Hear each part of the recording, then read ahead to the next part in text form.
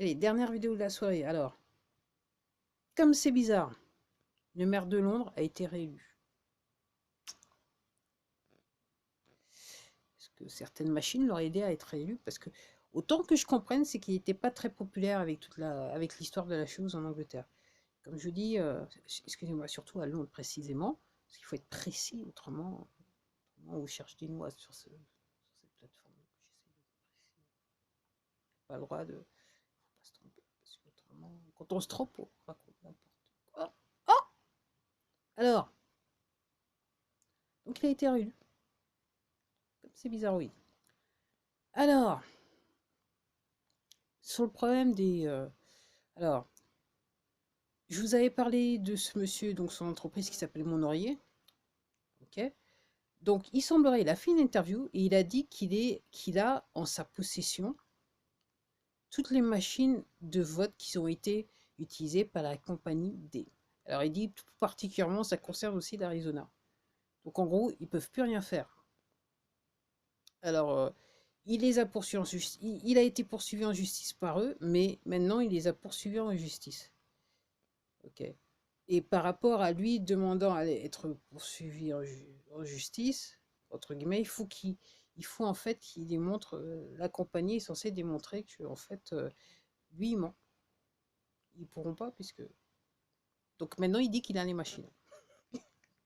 Ok, très intéressant. Et donc pour revenir toujours à l'Arizona, donc l'affaire se continue. Aujourd'hui apparemment c'est break, donc ils vont reprendre demain matin, enfin heure locale. Donc il semblerait, donc il y a un monsieur, donc j'ai vu une vidéo. Euh, Le monsieur, il dit qu'en fait, il représente les habitants de l'Arizona, qu'ils ont entamé une procédure judiciaire et ils remontent par rapport aux élections de 2020. Et ils veulent aussi remonter, je crois, ce qu'eux ils appellent aux États-Unis midterm.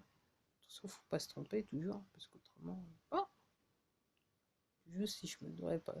On voudrait pas me foutre une baffe dans la gueule. Mais bon.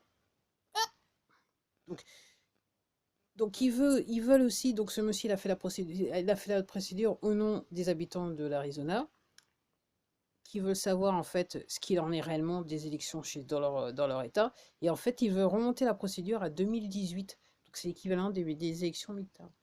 Donc, mais bon, entre nous, ça fait un bail que, en gros, il y a des problèmes avec les élections. Mais jusqu'à présent, jusqu'à temps que d'été il arrive, ok, personne, du côté du parti d'été, là, personne disait quand il se passait des trucs. De toute façon, comme ils sont tous copains, c'est une illusion. L'histoire de bleu et rouge, c'est en fait une illusion.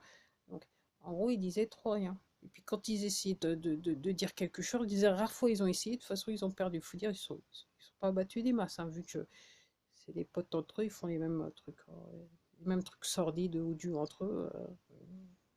C'est ce que je veux dire. Donc en gros, donc il y a une procédure judiciaire qui va être entamée. Donc c'est d'un point de vue local. C'est pas fédéral, il me semble. Donc on va voir ce que ça va donner, quoi. Et comme je dis, il faut toujours garder les yeux sur ce qui se passe en Arizona, aux États-Unis. Garder aussi les yeux sur ce qui se passe sur le bateau, hein, le bateau du canal, parce que je me dis que c'est peut-être pas encore fini cette affaire. Et puis, donc il semblerait que cette semaine, on devrait avoir des bonnes nouvelles. Donc j'attends de voir si on aura des bonnes nouvelles, quoi. On va voir si déjà dès demain, lundi, tout ça va sur les chapeaux de roue. Ouais. On va voir, on va voir, on va voir. Allez, au revoir.